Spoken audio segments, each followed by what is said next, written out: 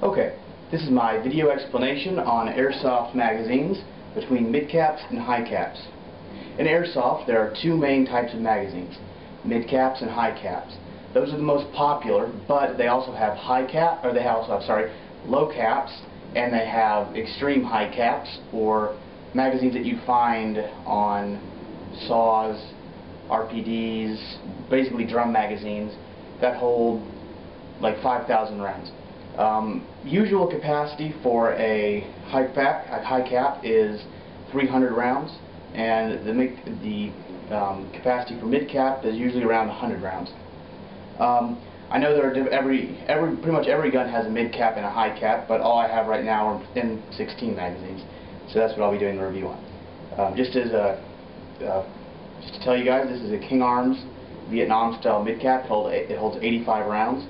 And this is the stock Echo 1 high capacity magazine that came with my M16. Now, the differences between the two magazines, as in capacity, would be, once again, this holds 300 and this holds 85. You're going to get more with this, but there are drawbacks to having a high cap. One, a high cap, when you shake it, is going to rattle. So it's loud, it's not the stealthiest magazine, while mid caps are going to be the quieter mags, and they're more realistic, adding to your milsim scenario if you're playing milsim. I stick more towards mid caps because I like being a little bit more realistic, and in real life you're not going to have 300 rounds to dump in one magazine. The internals on the magazines are basically, they have the same idea but made out of different stuff. For instance, on the mid cap magazine, basically this is just a plastic body that has a spring going down through here, and it winds itself up, and the plug is right here. I know you can't see that. And it just, when you load the BBs, it presses it down, and then when you're ready to shoot, they push up onto the loading nozzle of your rifle, and you're ready to go. A high capacity magazine, however, is different. Because it has to hold more, there has to be a reservoir. Now, as you probably know, just a quick mention, to load a mid-capacity magazine, you're going to need a speed loader, or you can try loading it by hand, but it'll take you forever. And right here, the loading nozzle, you're going to put the speed loader in there and just press down until this is totally full.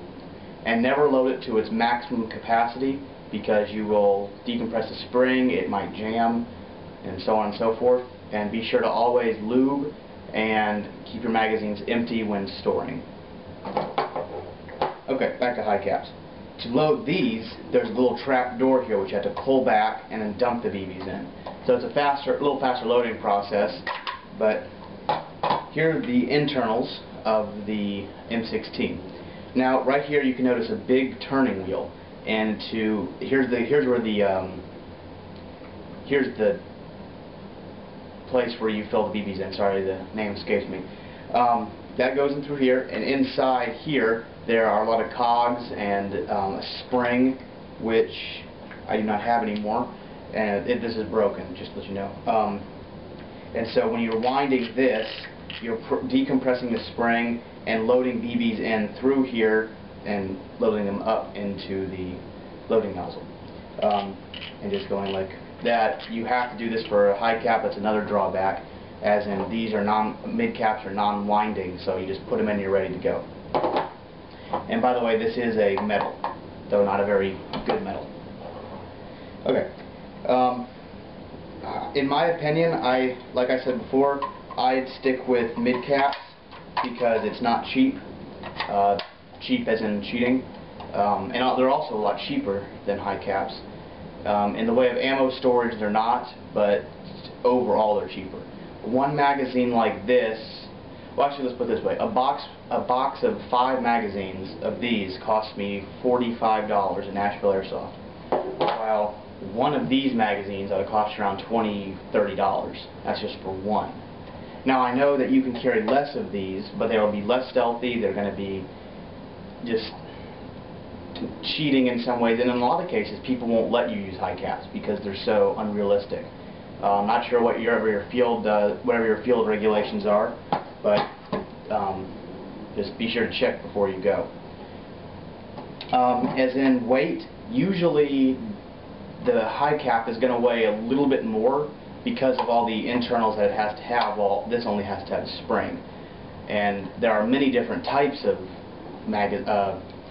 brands for magazines. These are just two that I happen to have. I mean, any company that makes the rifle are going to sell the magazines, and there are still tons of extra companies that sell magazines for the same gun. And with most guns, magazines from other guns and other companies are going to work. In some KWA, I think pretty much all of them will work with Echo 1s and Tokyo Ruis except KWA. At least their old ones I don't think worked. And same with the AKs, H&Ks, MP5s, M14s, except G&G and Tokyo Rui. Two separate things, but that's not for now.